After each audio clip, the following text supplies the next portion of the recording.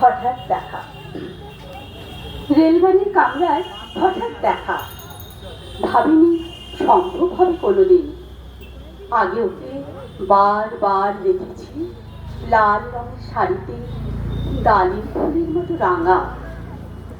আজ পড়েছে কালো রেশমের কাপড়, আঁচল তুলেছে মাথায়, দোলন চাপার মতো কৌর চিকন মুখখানি ঘিরে। মনে হলো কালো রঙে একটা গভীর দূরত্ব ঘনিয়ে নিয়েছে নিজের চারদিকে, যে দূরত্ব সর্ষে ক্ষেতের শেষ সীমানায় শাল বনের নীলাঞ্জনে। থমকে গেল আমার সমস্ত মনটা। চেনা লোককে দেখলেন অচেনার গাম্ভীর্যে। হঠাৎ খবরের কাগজ ফেলে দিয়ে আমাকে করলে নমস্কার। সমাজবিধির পদ গেল খুলে, আলাপ করলাম শুরু। কেমন আছো, কেমন চলছে সংসার, ইত্যাদি। সে রইল জানলার বাইরের দিকে চেয়ে, যেন কাছের দিনের ছোঁয়াচ পার হওয়া চাকরিতে দিলে অত্যন্ত ছোট দুটো একটা জবাব, কোনোটা বা দিলেই না। বুঝিয়ে দিলে হাতের অস্থিরতায় কেন এসব কথা, এর চেয়ে অনেক ভালো চুপ করে থাকা। আমি ছিলাম অন্য বেঞ্চিতে ওর সাথীদের সঙ্গে।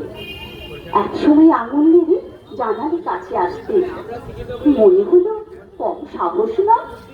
বসলো মোর এক বেঞ্চিতে, গাড়ির আওয়াজের আড়ালে বললে মৃদু স্বরে, কিছু মনে করো না, সময় কোথা সময় নষ্ট করবার। আমাকে নামতে হবে পরের স্টেশনে, দৌড়েই যাবে তুমি, দেখা হবে না আর কোনোদিনই। যে প্রশ্নটার জবাব এত কাল থেমে আছে, শুনবো তোমার মুখে, সত্য করে বলবে তো? আমি বললেন বলবো। বাইরের আকাশের দিকে তাকিয়েই শুধলো, আমাদের গেছে যেদিন একেবারেই কি গেছে, কিছুই নেই বাকি। একটুকু রইলেন চুপ করে, তারপর বললেন, রাতের সব তারাই আছে দিনের আলোর গভীরে। খটকা লাগলো, কি জানি বানিয়ে বললেন নাকি। ও বললে, থাক এখন যাও ওদিকে।